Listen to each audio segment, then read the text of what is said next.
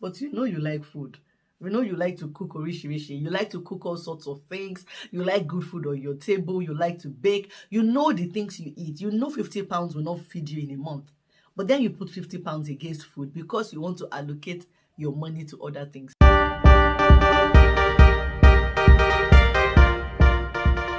Hello everyone. Welcome back to my channel, The Bulletproof Life. My name is Ronke Odemumi, and as usual, I'm delighted to have you here. If you're new to my channel, on here I talk about money, budgeting, saving, investing, and how to build wealth and a bulletproof life. Today, I'm going to be sharing with you 10 reasons why budgeting is not working for you. 10 reasons why you can't seem to get on top of your budget. You can't seem to make it work, and it's impacting how much you're saving, how much you're able to invest and build wealth for the future. Now, before we get into this topic, can I ask you to please press the like button for me? If you do, YouTube is going to share this video with other people like you, and we can build a bigger bulletproof community. If you haven't subscribed to my channel, come on, darling, please do it by pressing the red button on your right. Don't forget to press the bell so you can get notifications every time I share a new video. Thank you for pressing the like button, and thank you for subscribing to my channel. I'm delighted to have you as part of my bulletproof community. Let's get right into today's topic. What are the 10 reasons? What are the 10 things that are making budgeting an issue for you? They're just making it hard. They're just making it difficult for you. It's just that bridge you can't seem to cross. You know, every month you try to budget and then it's just not working. At the end of the month, you're still looking at your account. You're looking at your money and everything is just red. Everything is confusing. Sweetheart, it ends today because I'm going to tell you the 10 reasons why budgeting is not working. And once I tell you those reasons, you're going to go ahead and take steps to make sure that you are never a victim of those 10 things again. The first thing that is making your budget not work is that your expenses exceed your income. Your expenses are bigger than your income. When you make a list of your expenses, they exceed your income. You've written them down and your expenses are coming up to £3,000, but you actually earn £2,000. Who is going to pay for the remaining 1,000? How are you going to cover the remaining 1,000? When this is happening to you, when you write out your expenses and they exceed your income, it's time to scale back.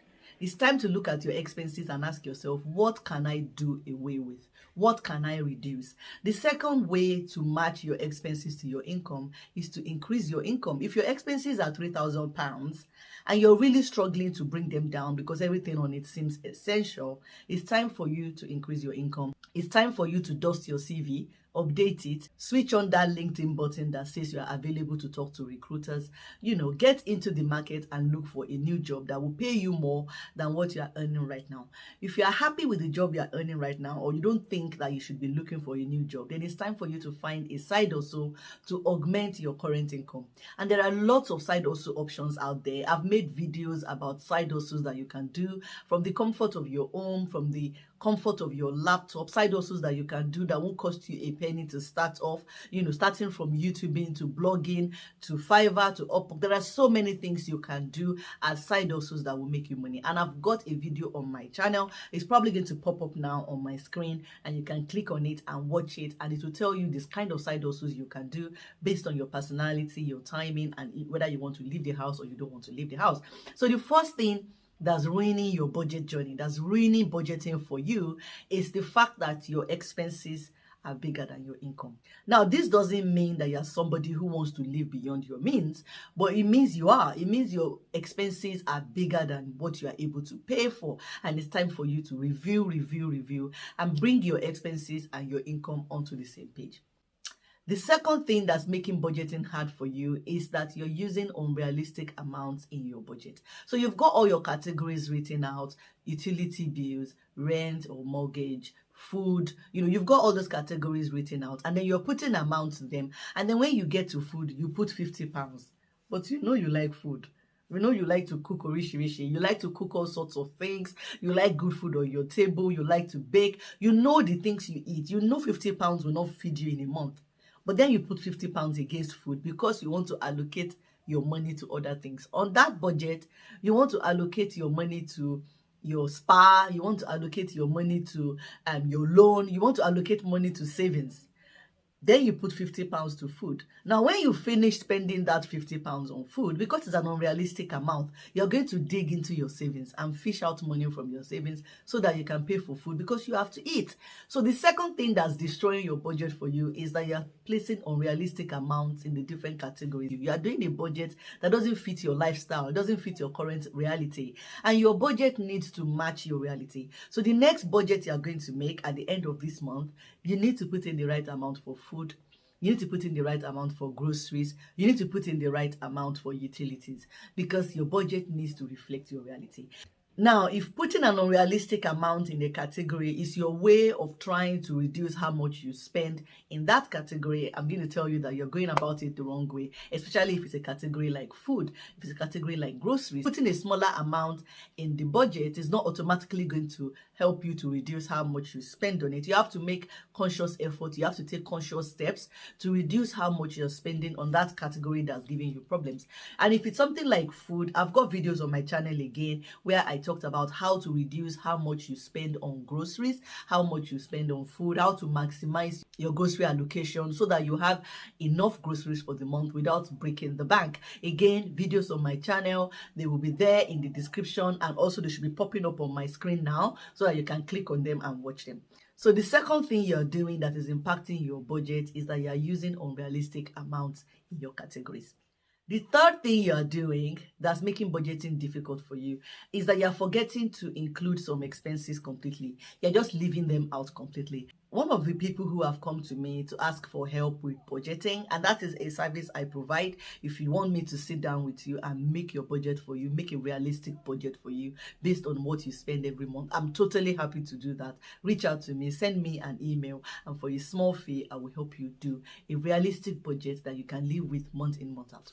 So I had somebody who spoke to me and said, look, Ronke, I've tried my best. I can't do this budget. I really can't do it. Can you help me? And I said, of course, I can help you make your budget. Let's get into it. Now start telling me what you spend money on every week. Let me see what your current budget looks like. And this lady's current budget had no allocation for toiletries. Nothing. And I said to her, how do you pay for your body cream, your perfume, your sanitary towels, all of those kind of things? How do you pay for them? Where's the allocation for them? And she was looking at me and smiling. There was no allocation whatsoever. And that was breaking her budget because at the end of the month, she will budget and not include those expenses, but they will happen. She was not including them, but they were happening. And she was taking the money out of other areas of the budget to pay for those things because she didn't make allocations for them. And then by the end of the week or the end of the month, when she's reviewing her budget, she's unhappy, she's confused because nothing is balancing, nothing is working out. The money for utilities is no longer there because she spent it on toiletries, or the money for paying for a particular insurance is no longer there because she spent it on toiletries. And that was the first thing I did for her. I said, you need to include all your real expenses. Again, your budget needs to reflect your reality. If you're a woman and you have needs, sanitary needs, toiletry needs, they need to be in your budget. If you're a guy who needs to go to the barbing salon every month, there needs to be something in your budget for that because that is your reality and you can't walk away from it. So the third thing that's breaking your budget is the fact that you're avoiding or forgetting to include some expenses in your budget. Another thing that is impacting your budget is the fact that you don't budget for fun stuff. You act as if you're not going to have fun, but we all know that you're an enjoyment minister. You are very much an enjoyment minister, and having fun is essential for all of us. If you work hard, you should play hard. I'm personally of the opinion that you should always have something in your budget for fun, but you don't. A lot of you don't. You don't have something in your budget for fun, but you're going to go to the cinema. You're going to go out for brunch with the girls. You're going to go out for dinner with your former colleague. You're going to do these things. You know you're going to do them. So why are you not budgeting for them? This is something that is affecting your budget. You're not budgeting for fun. You're not including in your budget the fact that you need to network, you need to meet people, you need to hang out with people. Human beings, we are social beings. We're social things. We need to socialize. We need to meet people. We need to talk to people. We need to do fun things. I mean, we all know how hard it was during lockdown, during COVID 2020. Was that year when we didn't get to, honestly, 2020. Don't take me back. 2020 was just that year. And we all know how much it impacted us, how much it affected our mental health, our mental well-being. The fact that we couldn't see loved ones, we couldn't celebrate with them, we couldn't attend parties. So 2021, we're trying to make up for it. We're trying to do a little bit more here and there, within reason. And so you should include something in your budget. If you're going to the cinema, include it. If you have a party coming up next month and you're going to do your hair, you're going to do your nails, you're going to fill your car so that you can drive 2 hours to that party, you need to fit that into your budget. You need to include something in your budget for fun. Honestly, it's breaking your budget when you don't. That money is going to come from somewhere. And then when it comes from somewhere else, you're going to feel guilty because it's going to break something else. You're going to take it from utilities. You're going to take it from your loan. You're going to take it from your savings. And you're going to say, oh, this month I didn't save as much as I planned. I didn't save as much as I hoped. Well, you planned to save too much. You hoped to save too much. You hoped to save more than you could because you didn't plan any money for fun. So the next thing I want you to be doing going forward is including fun money in your budget. Another thing that is ruining budgeting for you and making budgeting hard for you is that you have no emergency funds. You have no funds outside of your savings, outside of your day-to-day for emergencies. So when the month comes along, it's end of the month, it's November, end of the month, payday is around the corner. So you do your budget for December, you've planned it, you've made arrangements for everything, but you have not made arrangements for an emergency like your boiler breaking down. You don't have boiler insurance, you have regular insurance, but you've not made any arrangements for that because you're not expecting your boiler to break down, are you? And then sometimes in December 12, December 13, it's a really cold day, your boiler breaks down. You call your insurance company and they say, I'm sorry, you don't have boiler insurance. You need to sort this out yourself. Or maybe your boiler is old, it's a 15, 17-year-old boiler. So it's no longer covered by your boiler insurance. So you need to sort this out yourself. But you haven't made plans for it in your budget, which is normal. You're not supposed to make plans for it in your budget. What you're supposed to do is have an emergency fund, but you don't. So now that you don't have an emergency fund, you don't have a working boiler, you need to sort out your boiler. You're going to dip into your budget. You're going to take money from the other categories within your budget to pay for that boiler because it's an emergency which you didn't plan for. And then that ruins your budget for the end of the month. Now, December is ruined. Your fund money is going to go to boiler repairs. Your toiletry money is going to go to boiler repairs. The money that you've put in your budget for buying Christmas gifts for your nieces and nephews is going to go to boiler repairs. And suddenly, you have become Mr. Scrooge. Or you're dipping into your credit. Or you're dipping into your savings. Or you're totally miserable. This is how you're breaking your budget. Not having an emergency fund is making budgeting hard for you, is ruining the budgeting experience, and it's making it difficult for you to save and invest the right way. One of the things I encourage people to do when they budget is to constantly make adjustments as the month goes by. We know that life is quite predictable if you're somebody who lives in the UK, the US, Canada, Western countries. Life is quite predictable because we do a lot of things on direct debit. Nevertheless, sometimes things happen that require you to review your budget. And so I always say review your budget. And then also sometimes you allocate things to a particular category and then you haven't used all of it. You've allocated £70 to your toiletries, but it's cost you a little bit less because you had a deal and you had a voucher, and so you've saved £15. That can move into your savings, but you won't be aware of it if you don't review your budget. So it's very important that halfway through the month, you review your budget. I always try to review my budget on a Sunday night. I've made a video when I talked about 5 actions you should be doing on a Sunday night to give yourself a more productive week and to help your finances. And one of the things I said in that video is that you should review your budget on a Sunday night. So on a Sunday night, I review my budget, what is working, what have I achieved, what have I not achieved, what do I need to adjust, is there a category amount that needs to be increased or something that needs to be reduced, so it needs to move from somewhere to somewhere so that I'm staying on top of my own budget. So one thing that is ruining budgeting for you is that you don't make adjustments. You just, you wing it. You are going in blindfolded. You've done your budget at the end of the month of November and then you put it somewhere in a drawer somewhere and you completely forget about it. You don't look at it, you don't review it, you don't adjust it. That is completely ruining your budget. So you should try and adjust your budget at least once in the course of a month. If you can't do it every Sunday, try and do it bang in the middle of the month. So 15th or 14th of the month, sit down and review your budget. Look at how far you've come in that month. You're halfway through the month.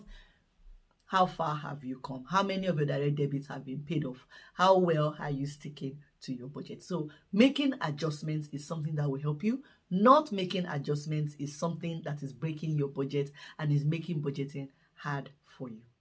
There are some expenses that can only be made annually, and there are some expenses that are better off made annually. Things like home insurance, car insurance, MOT, these are expenses that are cheaper if you make them annually. I always encourage people to make them annually. But for you to make them annually, you need to budget for them. So if your MOT is coming up, your home insurance is about to run out, your car insurance is about to run out, you need to include that annual amount in the budget. If you can't include it in the budget for 1 month, you can spread it over the 3 months before it is due. So 3 months before that particular annual amount is due, you are putting money aside for it. You are allocating something in your budget to it, to say £50 this month is going to home insurance that's due in 3 months time.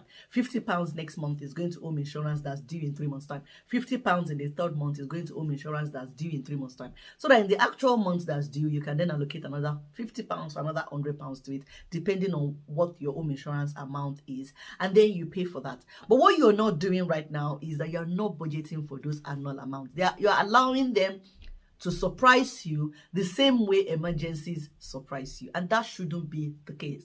Take a note of all the expenses that you like to pay for annually, or you have to pay for annually. And for some people, this includes rent. For a lot of people in Nigeria, rent is paid annually, and I have a lot of you guys watching me from Nigeria. So yes, I understand rent is paid annually. You need to budget for it. You need to start planning ahead for next year's rent. We're in November now. Your rent is due in January. Right now, you should have allocations for it. You should have had allocations for it for like 2 months before now, or even 3 months before now, putting away money every month because your rent is due in January. Don't be waiting for that December 13th month payment alone for your January rent payment. Start putting money away for it every month, so that when it comes in January, it's not going to wipe you out in January. You're not going to sit down and all of January pay is gone, or all of December pay is gone towards that rent, because you've not been making allocations for it. So that's something that's really impacting your budget. You're not making allocations for your annual expenses, and they're coming along and ruining your budget.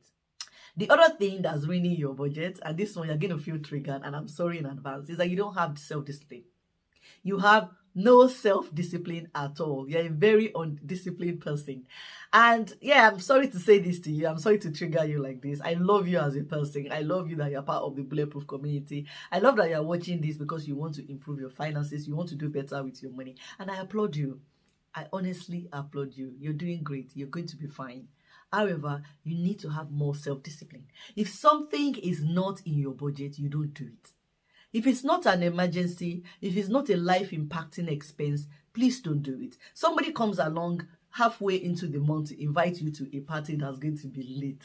But that party needs a 25k dress and a 10k pair of shoes and makeup and a new wig, and nails need to be done for that party. And instead of you to say no, you start spending money. You start going to the boutiques. You start ordering new dresses, new shoes, new bag, new nails, new facials. You start ordering all sorts of things because there's a party you didn't plan for, a party that was not in your budget. It's time for you to be more self-disciplined. There's a favorite phrase that I like to share, and it's that no is a complete sentence. This applies to a lot of situations. It applies to every situation, really. No is a complete sentence. When they come to you with that party that you didn't budget for, no. When they come to you with a last-minute asoebi that you didn't budget for, no. Even if the asoebi is for a wedding or an event that's in 3 months' time, but you have looked at your budget this month, you have looked at your plans for the next 3 months because you're putting money aside for an upcoming annual expense like rent, and you know that asoebi, that uniform, is going to break everything in the next 3 months, say no. Be self-disciplined and walk away. You don't need a vacation every other month. Yes, I know you are tired. I know you came back from the last vacation feeling like you need another vacation. But it's time for you to be self-disciplined. It's time for you to say no to that expense that is going to break your budget. Self-discipline is a reason why budgeting is not working for you so far. You're not exercising enough self-discipline. And I'm here to encourage you. I'm here to say, yes, you are doing great so far, but you can do even greater. You can do even better by being more self-disciplined. So I'm looking forward to you improving your level of self-discipline because you're using the word no appropriately, because you are remembering that Ronke said no is a complete sentence. You can say no and you can walk away because you don't want to break your budget. You need to kill that feeling of FOMO, the feeling of missing out. You know, you don't want to miss out. So you're going for every party, you're going for every event, you're going to every gallery opening, you're going to every book reading, you're being bougie, and you're trying to attend every event, and it's killing your budget. No, forget that feeling of FOMO. Rise above it. It's okay to miss out on some things. You know, it's okay. You can't be everywhere. You can't be everything to everyone. You're not jollof rice. You can't be everything to everyone. So, darling, exercise a little bit more self-discipline. Your budget will thank you for it. A lot of times, many of us are using budgeting tools that are too complex. It's very cute, it's very pretty, you know, lots of bells and whistles, and you like it at the beginning, taking time to put in all your numbers, and then it's spiraling out new numbers for you. It's giving you forecasts, it's giving you a past view, it's giving you graphs, and you like that too. But the problem is that the tool is too complex for you to use every day. It's too complex for you to use regularly. You know, you are slightly afraid of that tool. You are slightly intimidated by it. So you don't open it. You don't go there because it's too complex. So you leave it. So you don't review your budget. You don't adjust it. You don't make a new budget every month simply because your tool is too complex. And it's for people like you that I have done the very simple budgeting and saving book, which is available on Amazon and which I'm showing you right now here. This book is designed to make budgeting simple for you. It's simple, it's straightforward. Write it down with pencil, fill it out, and use it, and you can see it. It's there. It's something you can pick up on a Sunday evening and update. Get a pencil and a rubber and adjust your budget for that month. Tick it off when it's doing well. Take notes. There's space for you to write notes. There's space for you to write budgeting goals. There's space for you to write your thoughts. I have created this book because I want you to have a budgeting tool that is not too complex for you. This book is available on Amazon and I've made it cheap and cheerful. Honestly, you have no reason or excuse to not be budgeting on the basis of an overly complex tool because I've done you a tool that's not complex. It's a budgeting book and it's easy to use. Everyone who has bought this book has seen their budgeting journey improve. They are budgeting more, they are saving more, they are investing more. They've come back to me to say, Ronke, your book is a lifesaver. Honestly, I don't know what I would do without my budgeting book. And I'm here to tell you, you can become that person as well. You can become the person that's budgeting adequately, budgeting every month, writing a realistic budget, you know, using a budgeting tool that is not too complex, reviewing their budget, adjusting their budget, and even being more self-disciplined because it's written down. You can see your journey. You can flip back in your budgeting book and see your journey going back 5 months, 6 months, 12 months. And that's why I encourage you to use a budgeting tool that is not complex. And that's my budgeting and saving book. Now, if you're not somebody who wants to use a book for your budgeting, you can still draw up a simple Excel spreadsheet and use that as your budgeting tool. Budgeting does not need to be complex. If it's too complex, you won't do it. And so that's something that's killing your budget as well, the fact that you've been using budgeting tools that are too complex. So from now on, try and find yourself a budgeting tool that is suitable and not complex for you, like my budgeting and saving book, which is available on Amazon. And that brings me to the last point, the last reason why budgeting is not working for you. And it's simply that you hate the whole idea of budgeting. The word budgeting just doesn't sit well with you. It makes you feel poor. It makes you feel that budgeting is for poor people. I'm budgeting. It means I'm poor. And I'm here to tell you that you need to have a paradigm shift. You need to have a shift in your mind. Budgeting is not a thing that poor people do. It's a thing that people who want to build wealth do. Budgeting means that you know where your money is. It means that you know how much is coming in and how much is leaving. It means that you are in the driver's seat of your money. You are in charge of your own future. You are in charge of your destiny. Budgeting means you are a boss. Budgeting means that you understand money, you respect money, and money respects you and is coming to you. You need to change your mind about the word budgeting. In the time being, you can use the word money planning.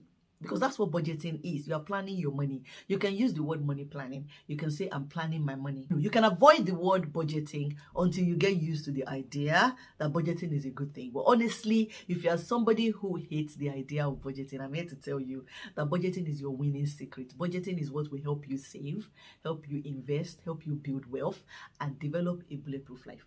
I hope these 10 reasons are useful for you. I hope they're going to help you budget better. I hope they're going to help you stay on top of your money a little bit more and put you in charge of your own destiny, put you in the driver's seat of becoming that rich next door neighbor.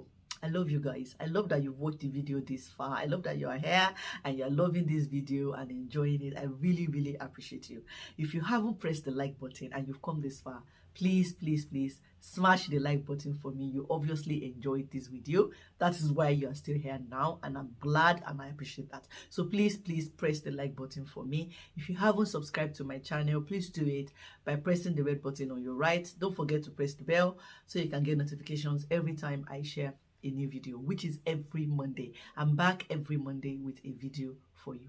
Until my next video, you take care of yourself and keep living that bulletproof life. Bye-bye.